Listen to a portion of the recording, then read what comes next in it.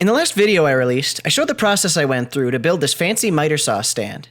There were a few bells and whistles that I added that just didn't fit into that original video, so here, for your viewing pleasure, is the miter saw stand bonus features.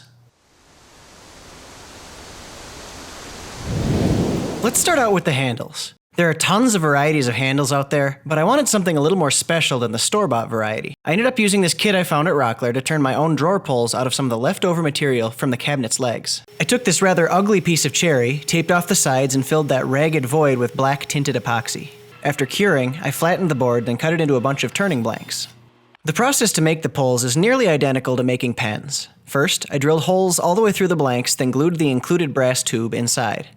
You can use epoxy for this, but I went with CA glue to save time. I used a barrel trimmer to square off both ends, then loaded the blanks on a pen mandrel and fired up the lathe. I turned the blank round, then marked the center point. I wanted my pulls to have a little shape to them, so I cut down to the maximum diameter on that center mark, then tapered the blanks from there, down to the bushings on the ends. I did a little sanding up through some really high grits, and on the pieces that had more epoxy, I also polished them with micro mesh. For finish, I used a friction polish. I rubbed it on the surface, then turned on the lathe and applied pressure to the workpiece with a clean cloth patch. The heat generated from the friction causes the finish to penetrate the wood and cure almost immediately. With all the blanks finished, I put a 90-degree base into each end, then used an easy clamp to seat them. I just love the way these pulls turned out, and of course the fanciest one went on the most important drawer.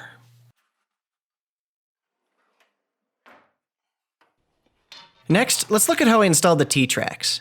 This would have been easy to do before assembling the cabinets by using a dado blade and the table saw, but I wanted to see my saw in place before I decided where to put the T-tracks. I used a length of miter track as a spacer to give the parallel placement that I wanted. Then, I just screwed the track in place on the top of the cabinet.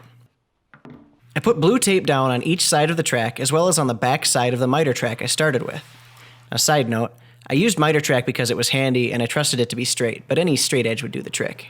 I used CA glue and accelerator to stick the miter tracks to the cabinet top, sandwiched against either side of the T-track with a piece of tape in between to add a little wiggle room. I pulled the T-track out and used it to mark the depth of the dado.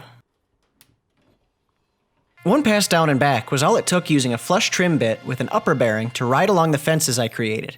Then the tape peeled right back off and the track dropped right into place. A stop block wouldn't be able to get out of the track on the inside end because the miter saw sits too close, so I stopped my cut just short of the walnut trim piece.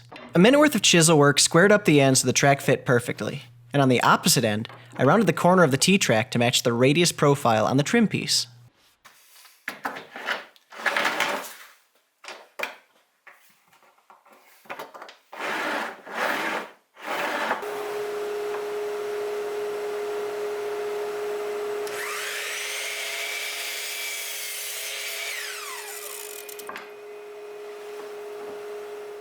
To make my dust collection a little more convenient, I added a remote switch.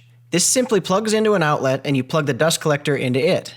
Now I can leave the physical switch in the on position and use this remote to fire up the machine from anywhere in my shop. I tied the dust collection on my miter saw into the ductwork that I had in place for my old radial arm saw. With a T and some flexible tubing, I turned a 4-inch dust hose into dual 2.5-inch trunks that collect dust from multiple locations at the same time. With my homemade fence and the factory dust chute working together, dust just isn't hardly a concern anymore. Thanks for watching, guys. If you missed it, make sure you go back and watch the original build video for the stand. And if you're curious about my fancy custom miter saw fence, check out that video as well. Both of those projects have plans available on my website, and all those links are listed below. Alright, we'll see you next time.